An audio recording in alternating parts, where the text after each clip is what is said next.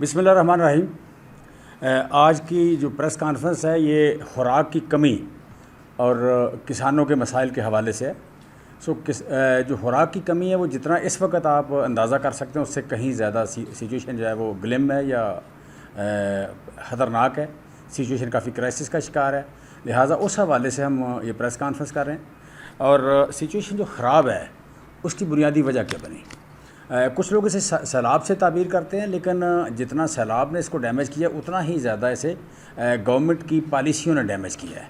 सो आप जस्ट एक छोटी सी मतलब 2-3 फिगर्स के पिछले 2 साल में पाकिस्तान तहरीक इंसाफ ने जो ग्रो किया है मुख्तलिफ़ क्रॉप्स में, जो मतलब ग्रोथ है, आलू 35% ग्रो किया है, मतलब बड़ा है, हमारा पैदावार बड़ी है। मकई 19%, चीनी 29%, दालें 28%, सब्जियात 31%, काटन 18%, तेल वाली अजनास जो हैं 21% और चावल 11%, गंदम 4.55%। ये ग्रोथ हुई है। ये ग्रोथ वर्ल्ड एवरेज से 3 गुना से लेके 16 गुना तक है। दुनिया की जो एवरेज ग्रोथ इन्हीं फसलों की है वो उससे ये 3 गुना से लेके 16 गुना तक ज़्यादा ग्रोथ हमारे यहाँ हुई है।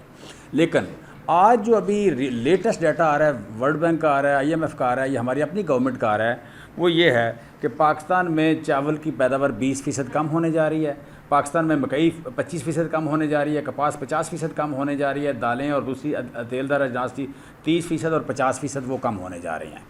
और ये जो जी फिक्र सारी सो ये जो पैदावार कम होने जा रही है, ये इससे यू कैन से कि ना सिर्फ इंसान बल्कि जानवर, उनकी खुराक भी पूरी नहीं होगी। जब मकई पे 25% कम होती है तो आपकी पोल्ट्री और लाइफ स्टॉक दोनों इंडस्ट्रीज़ नहीं बचती।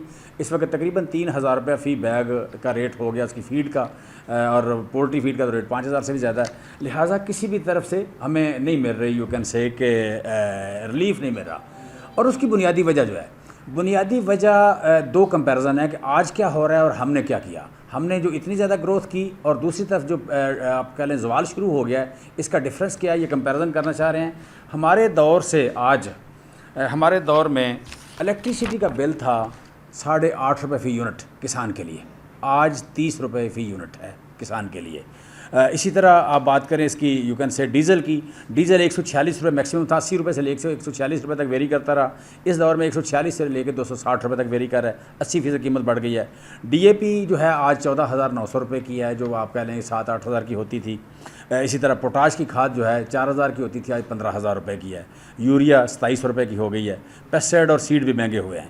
सो ये जो डिफरेंस आया है चीज़ों में महंगे होने में, और दूसरी तरफ हमारी तरफ देखें तो हमारे दौर में बिजली के रेट था कम। आप कह लें कि हम इनको दे क्या रहे थे, हम इनको सब्सिडी दे रहे थे 1,500 रुपये फ़ी बैग DAP पे दे रहे थे, 75% मरकज़ देता था, 25% सूबे देते थे उसमें।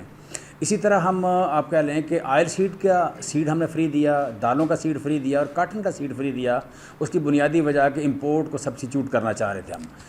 और फिर यू कैन से कि सारी क्रॉप्स का, जिस तरह मैंने बात की है कि जब DAP आप देंगे सस्ती देंगे, बाकी चीज़ें सस्ती देंगे, तो उससे ये तरक्की हुई। आज जो मसला बना कि 3 चीज़ें जो बुनियादी ज़रूरियात हैं इसमें ज़राअत में, एक है डीज़ल ज़मीन की तैयारी के लिए और पानी पंप करने के लिए भी। पाकिस्तान दुनिया के उन 215 हिस्सों में से है कि जिनमें 193 हिस्सों में पाकिस्तान से ज़्यादा बारिश होती है, पाकिस्तान में मिनिमम बारिश है। It's like a desert. यहाँ पे पानी पंप किए बगैर आपका गुजारा नहीं हो सकता, और जो पानी पंप करने के लिए डीज़ल महंगा है, हम कहते हैं कि आप ग्रीन डीज़ल के नाम पे स्कीम लॉन्च करें और किसान को डीज़ल जो है सस्ता दें ताकि उसकी ज़राअत फिजिबल रहे।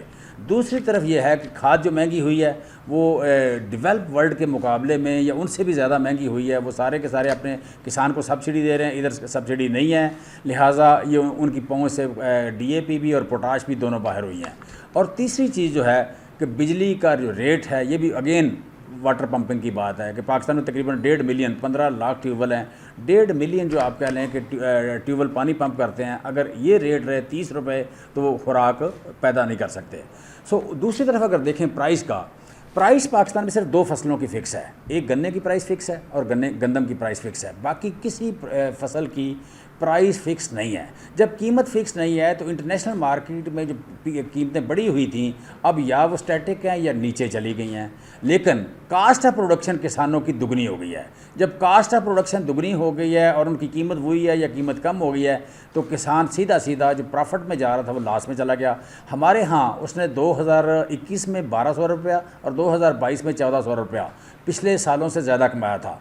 हमने जब आके देखा, प्राइम मिनिस्टर ने जो अपनी आप कह लें कि टीम बनाई थी या प्राइम मिनिस्टर का एग्रीकल्चर ट्रांसफॉर्मेशन प्लान था, उस प्लान में ये तयशुदा बात थी कि हम किसानों की इनकम 2028 तक 10,000 अरब रुपये बढ़ाएंगे ताकि आम पाकिस्तानी के बराबर उसकी इनकम आ जाए। आज आम पाकिस्तानी से आधी इनकम है किसान की।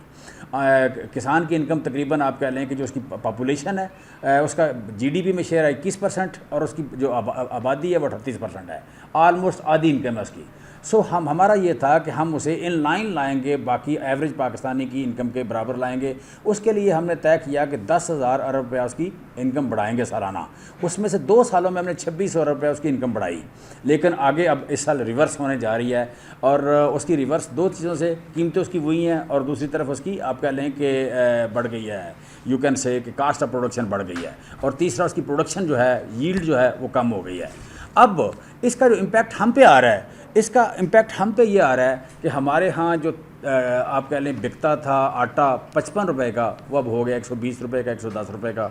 दूसरी तरफ दालें 100 रुपये कीमत बढ़ गई है, घी सस्ता नहीं हो रहा, दूध तकरीबन को 30% महंगा हो गया है, सब्जियां ऑलमोस्ट 40 से 50% महंगी हो गई हैं। कोई यू नेम एनीथिंग, मकई पिछले साल से तकरीबन 1.5 गुना महंगी हो गई है। स्वाय चीनी एक ऐसी थी कि 2 मिलियन टन हम ज़्यादा पैदा करके गए थे। स्वाय चीनी के किसी चीज़ में रिलीफ कह लें या रिस्पाइट कह लें या कोई सुकून की कोई सांस हो, वो नहीं है। हर जगह कीमत बढ़ रही है, आप कह लें कि महंगी हो रही है। इशू ये है कि पाकिस्तान में पहले तकरीबन आप कह लें कोई 23 ज़िले ऐसे थे कि जो खुराक में शदीद इनसिक्योर थे।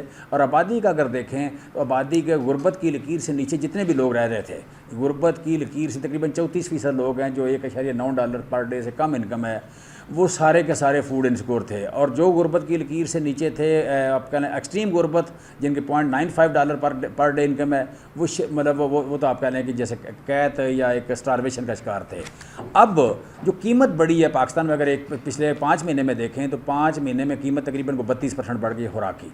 32% कीमत बढ़ने से सारे आपके इकानमिस्ट इस बात पे मुत्फिक हैं कि पाकिस्तान में 2.25 करोड़ नए लोग गुर्बत की लकीर से नीचे चले गए हैं। 2.25 करोड़ जो नए लोग गुर्बत की लकीर से नीचे चले गए। ये मैं एक्सट्रीम गुर्बत की बात कर रहा हूँ। एक्सट्रीम गुर्बत जो पहले सिर्फ 9 मिलियन थे, 90 लाख थे, 90 लाख में 2.25 करोड़ और शामिल हो गए हैं। दूसरी गुर्बत की लकीर जिसे कहते हैं नॉर्मल $1.9, उसमें काफ़ी ज़्यादा नीचे चले गए हैं। सो हमारे यहाँ जहाँ इनकम थोड़ी है वहाँ पर फूड की कीमतें जो है, खुराक की कीमतें जो ये तय करती हैं कि गुर्बत की लकीर से ऊपर कितने हैं, मिडिल क्लास में कितने हैं और गुर्बत की लकीर से नीचे कितने हैं। लिहाजा इसमें करोड़ों लोग नीचे चले गए हैं। वजह ये बनी कि आप कह लें ना गवर्नमेंट ने सैलाब में को अच्छा परफॉर्म किया और ना गवर्नमेंट ने कोई पॉलिसी बनाई।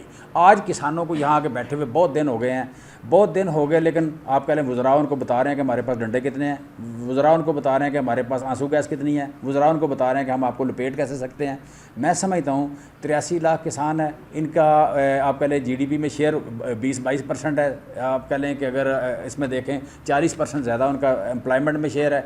उन लोगों को, और जो पाकिस्तान के 22 करोड़ 75 लाख लोगों की खुराक पूरी कर रहे हैं, उन लोगों को धमकियाँ देना ये मसले का हल नहीं है। इससे हमें डाउट है कि हम स्टारवेशन में चले जाएंगे। पैसे हमारे पास हैं नहीं, डॉलर हमारे पास है नहीं, खुराक हम इंपोर्ट करके पूरी नहीं कर सकते किसी भी तरीके। कोई साइंटिस्ट ले आएँ, इकोनॉमिस्ट ले आएँ, कोई आप कह लें कि आइंस्टाइन ले आएँ, मुझे आके बता दे कि हम इंपोर्ट करके खुराक पूरी कर सकते हैं या नहीं कर सकते।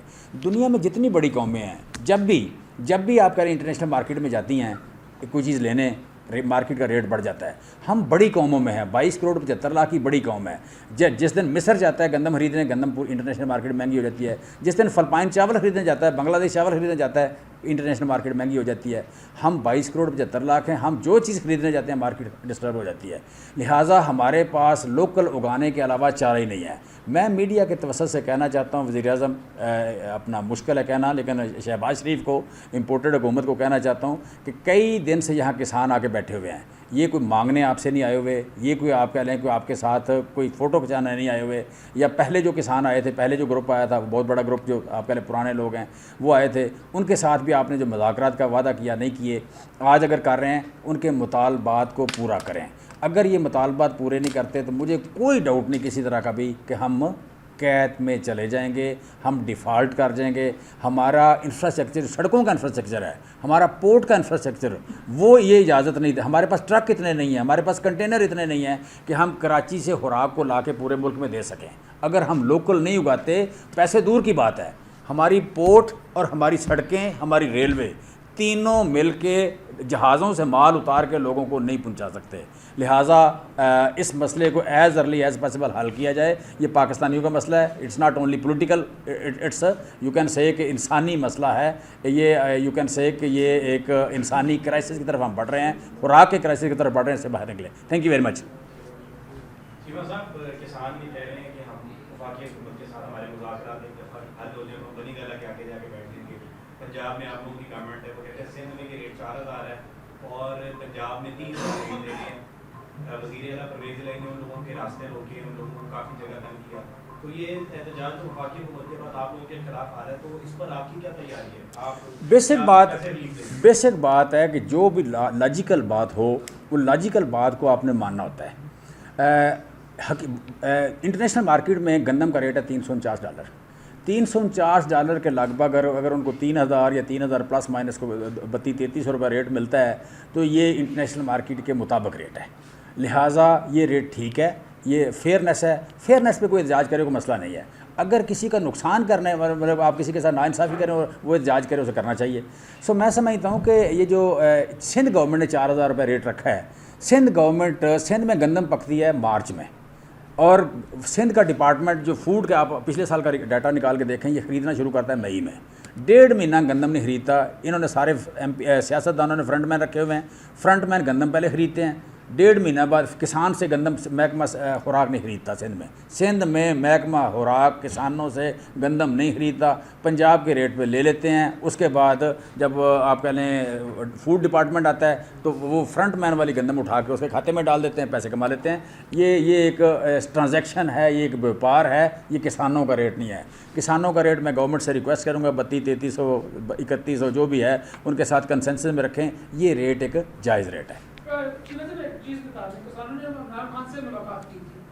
दूसरी बात ये कि अगर किसानों का मसला आप भी चाहते हैं कि शहबाज शरीफ साहब आप रिक्वेस्ट करेंगे वो मामला हल करें, वफाक किस हद तक पार्टिसिपेट करता है और पंजाब गवर्नमेंट किस हद तक? मैंने 3 बातें मेन बताई हैं।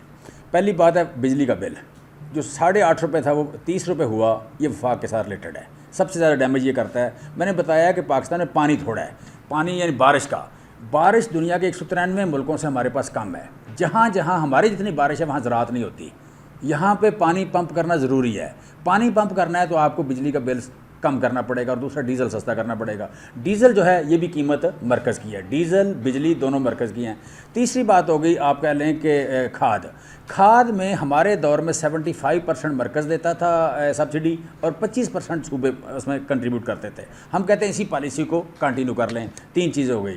चौथी चीज़ फिर ये है कि हमने मशीनरी पे सब्सिडी दी थी, हमने आप कह लें कि फूड प्रोसेसिंग पे 40 अरब रुपए की टैक्स फ्री अपना इंटरेस्ट फ्री लोन्स दिए थे। ये चीज़ें जो उस वक्त वज़ीर-ए-आज़म का ट्रांसफॉर्मेशन प्लान था वो आज भी चल रहा है, लेकिन उस पर अमल दरामद उस तरह नहीं हो रहा। प्रैक्टिकली नहीं चल रहा, कागज़ों में चल रहा है।